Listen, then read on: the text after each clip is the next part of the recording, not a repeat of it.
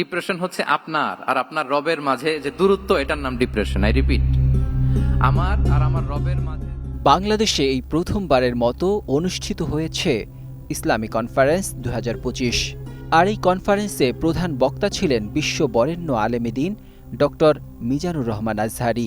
অনুষ্ঠানে সুন্নাহ ও সিরাতের আলোকে রাসূল সাল্লাল্লাহু আলাইহি ওয়াসাল্লামের মনস্তত্ত্ব নিয়ে আলোচনা করেন আজহারী।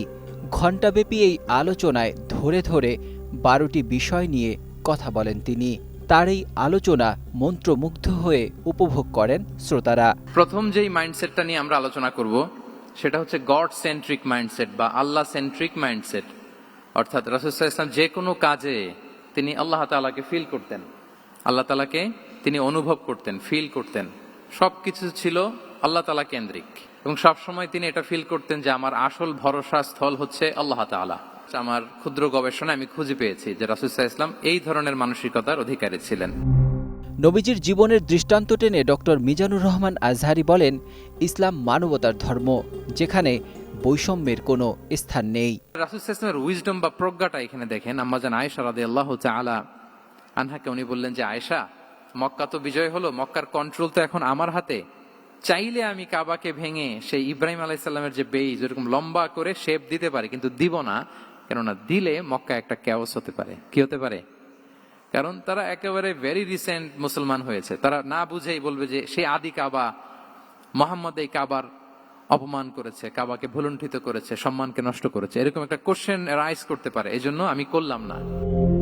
গার্ডিয়ান রিসার্চ ফাউন্ডেশনের উদ্যোগে 16 আগস্ট রাজধানীতে আয়োজন করা হয় globalization of Islam with the vision of united উম্মাহ।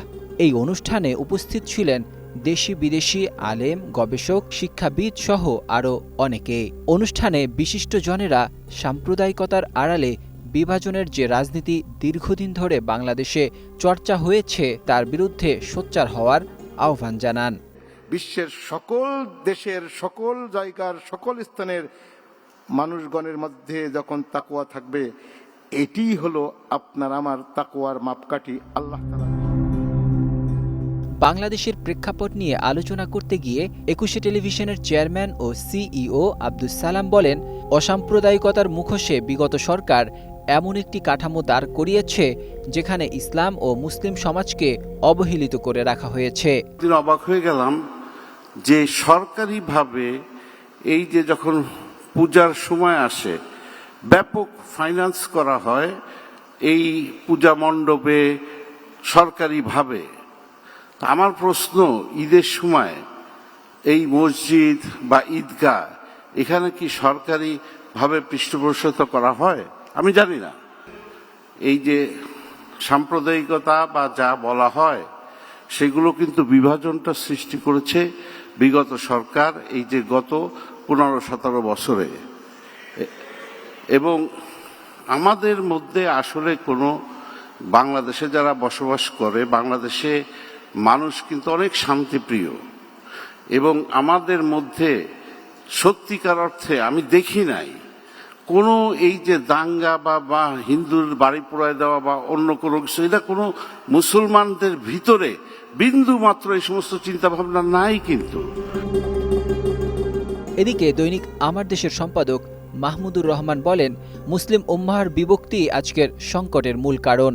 তিনি মনে করেন, মুসলিমরা যদি ঐক্যবদ্ধ হতো তবে ইসলাম বিরোধী শক্তি কখনো প্রভাব বিস্তার করতে পারত না।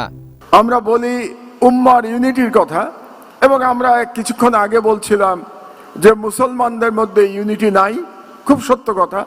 এবং মুসলমানদের মধ্যে ইউনিটি না থাকার কারণেই আমরা আমাদের চোখের সামনে দেখতে পাচ্ছি যে গাজায় কিভাবে গণহত্যা চলছে এবং মুসলমানরা কিছুই করতে পারছে না অথবা কিছুই করছে না। সব মিলিয়ে এই কনফারেন্স একটি স্পষ্ট বার্তা দিয়েছে, বাংলাদেশের রাজনীতিতে ইসলাম ফোবিয়ার আর কোনো ঠাঁই নেই, বরং দরকার ইসলামের মানবিক মূল্যবোধকে সামনে রেখে একটি সাংস্কৃতিক জাগরণ যা কেবল দেশকে নয় গোটা বিশ্ব মুসলিম উম্মাকেই ঐক্যবদ্ধ করতে সক্ষম হবে।